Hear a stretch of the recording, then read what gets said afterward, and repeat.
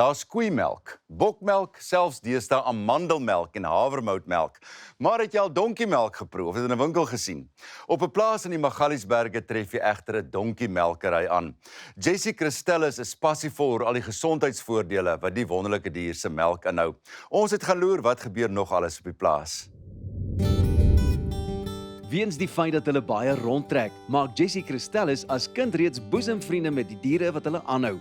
Veral met die hasies en hoenders. My pa was 'n pastoor gewees, so ons het baie rondgetrek. As a kid, it wasn't always easy to make human friends, but animals were always like my safe space. And that overspilled also into a love for farming. My gran was very instrumental in teaching me about farming, and I think that was my first connection with nature and connection to where food came from.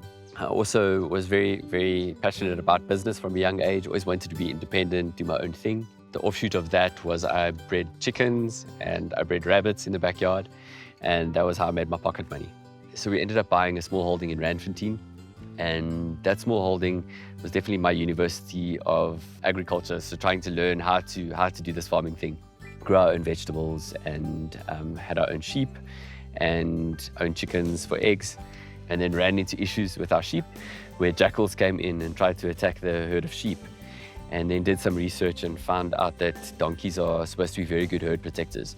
So if they grow up with a herd of sheep or cattle, they see them as their family and they'll actually protect them. And then found two donkeys which we named Sarki and Betsy, and they introduced me to donkeys and how amazing donkeys are.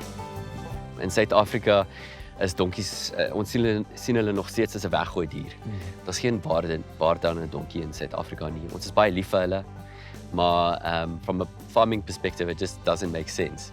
I ended up buying a lot of donkeys from the slagpalas and also from the rural areas where ex-working donkeys had no future. En al die ander boere het vir my gelag. Hulle het gedink ek is mal.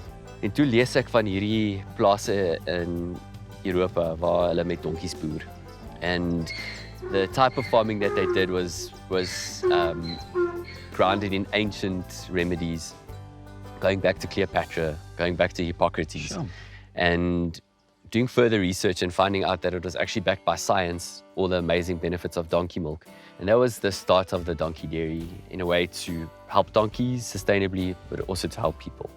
Donkey milk has got a natural antihistamine, a natural anti-inflammatory, and a natural cortisone in it. So it's really, really good for people with allergic skins, with allergies, eczema and psoriasis.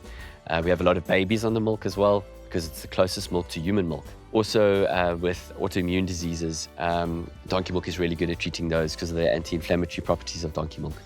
And then the lysozyme in the milk, which is a natural antibiotic, builds up the immune system as well. Ek soek dadelik 'n glas melk. Dit lyk vir my gaan gesond dokkie weggestap. 100%. Ek lyk nie te sleg vir 65 nie. Ah, beautiful, beautiful. Benewens die donkiemelkery is hier ook lamas, alpakas, dwergbokkies en kamele.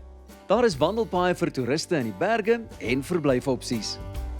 The lovely thing about our animals and our setup on the farm is that all our animals are tame and they're well socialized. So for guests that come and get that escape, they can come, they can ground, they can interact with animals that are friendly, they can see animals they would never see before. From a mental health perspective, there's a lot in the media lately about how connecting with animals releases oxytocin, serotonin, it grounds us. Nou verstaan ek presies hoekom ek so lekker breed glimlag vandag hier saam met jou. Is al daai goetertjies wat afgeskei word wat 'n ou lekker laat voel. Daar woon tans 146 donkies by hulle, wat verskillende soorte donkies beide skaars en algemeen insluit.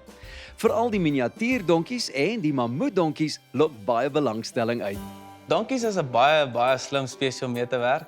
Hulle weet hoe om 'n mens te lees. Jy moet daai donkie wys jy wil met daai donkie werk, want hulle kan deur die oë sien as jy nie regtig lus is vir die ding nie, en dan gaan hulle jou 'n bietjie moeilikheid gee.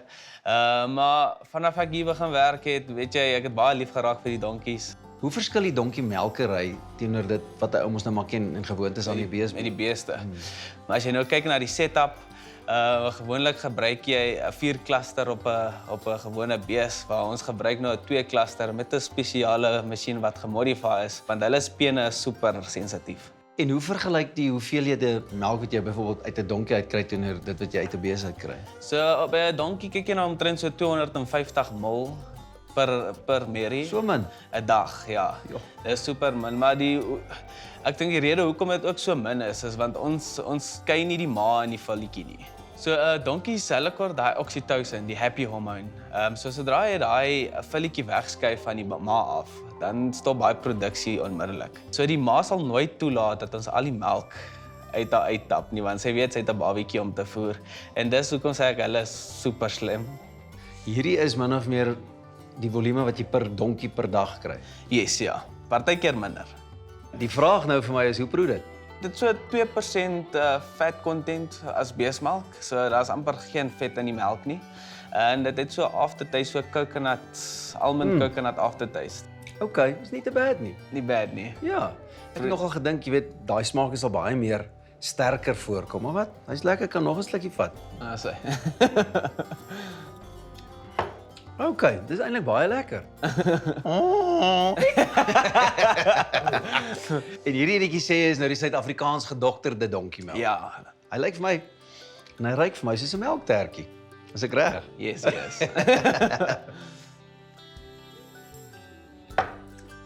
Maggies, maar dis lekker.